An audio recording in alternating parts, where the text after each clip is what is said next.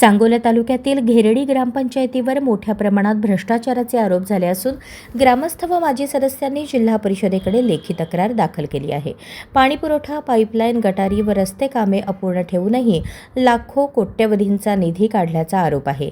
एकाच व्यक्तीला वारंवार कामे देत आर्थिक व्यवहार केल्याची धक्कादायक बाब समोर आली आहे। प्रशासनाच्या भूमिकेकडे लक्ष, ग्रामसभेतील नोंदीत फेरफार, खरेदीत अनियमितता यामुळे ग्रामस्थ संतप्त झाले असून दोषींवर कारवाईची मागणी करण्यात आली आहे।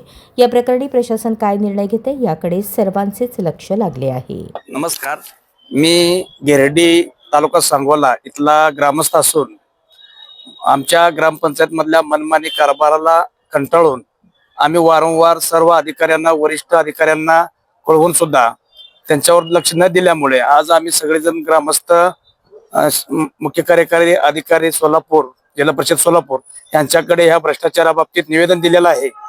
आणि ग्रामपंचायत निर्मितीपासून महाराष्ट्रात असा एवढा मोठा गैरव्यवहार आणि एवढं धाडस कुठल्या सरपंचांनी आणि अधिकाऱ्यांनी दाखवलं नसेल, एवढं मोठं धाडस गिरडीत दाखवलेलं आहे। आज उन्हाळ्याची तीव्रता एवढी असताना 90% पाणी पुरवठा योजनेत त्यांनी घोटाळा केला। काम न करता अधिकाऱ्याला हाताशी धरून त्यांनी एक रुपयाचं काम न करता लाखोन रुपयाची बिलं हायशी वरवर काढलेली आहेत।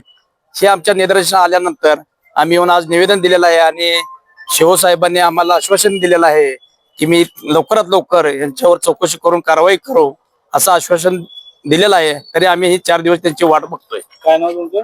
भाऊसाहेब यमगर, घेरडी, राहणार घेरडी।